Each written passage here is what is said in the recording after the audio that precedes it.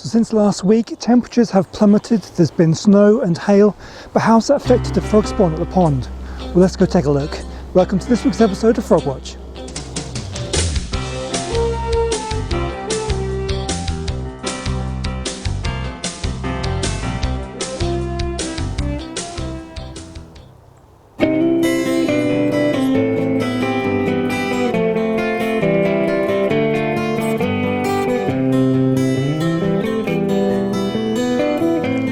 I've come down to a smaller pond that's not too far away from the pond where we got our frog spawn from last week. This pond actually got frog spawn earlier in the year than the other one. The frogs came here first. And this is quite a new pond actually. There wasn't any frog spawn in it last year, and I don't remember seeing the pond before that. So this has been put in the last few years, and it's now beginning to attract the frogs. But I've had a look today, and other than a clump of frog spawn jelly which is kind of mashed up in with the mud that's not going to do anything, there's no real sign of any frog spawn in there. And that does mean that maybe it's hatched out. Who knows what happened. Today is pretty cold and there's no sign of tadpoles, but if there are tadpoles in there, they will have swam down to deeper water where it's warmer, and they'll keep out of sight until the sun comes out, in which case they'll then come to the surface. But today there's no sign of anything. Well, I was thinking about doing some underwater photography, but there's been 3 or 4 dogs that have kind of charged through the pond while I've been here. You're not going to see anything now, so let's go back up to the bigger pond and take a look there.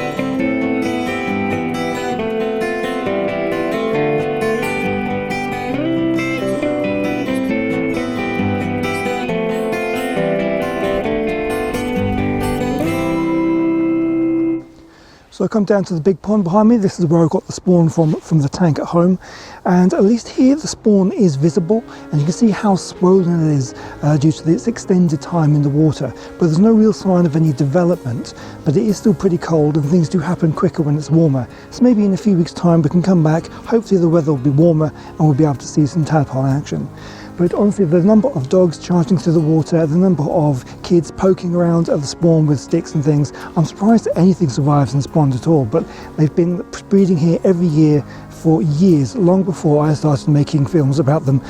So nature knows what it's doing, and also frogs will lay thousands, so at least a few of them will survive. But anyway, let's go home and see how they're developing back there, because there's definitely some progress there. Let me go and show you.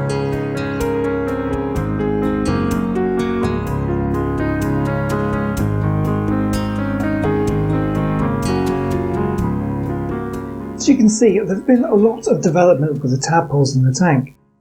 They're all freely swimming around and generally being very active. So before we talk more about the state of the tank and the next steps in their care, let me show you how the spawn I collected in the last episode developed into what you can see now.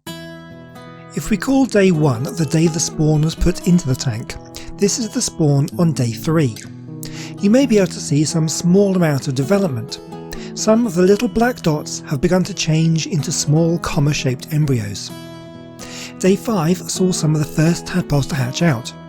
They don't do much at this stage. They attach themselves to the jelly and wriggle occasionally. They will feed on the jelly for the next few days. By day 6, most of the tadpoles had hatched and the jelly was beginning to disappear. By day 8, most of the tadpoles had begun to swim freely around the tank, although they spent most of their time attached to the glass.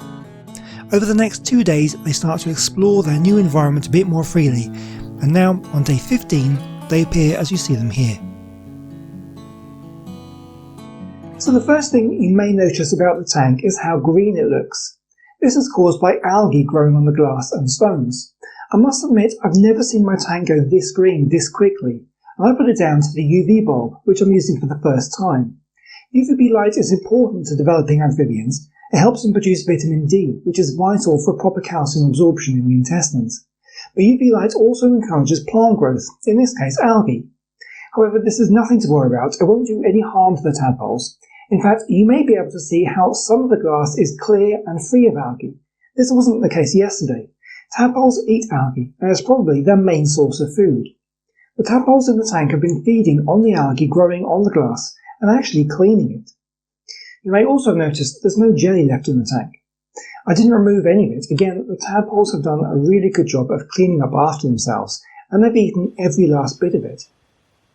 Of course, in this tank there are far too many tadpoles for its size, and while for the first few days, while the tadpoles are small, that doesn't matter too much, but as they grow, it's going to become a problem.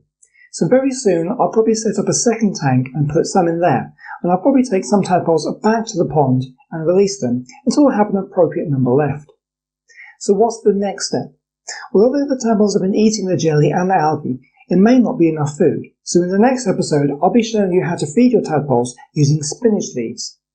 If the water is still green, there's the possibility of doing a partial water change to make it a bit clearer, and if the weather is nice, I'll try to get back to the pond and check on things there too.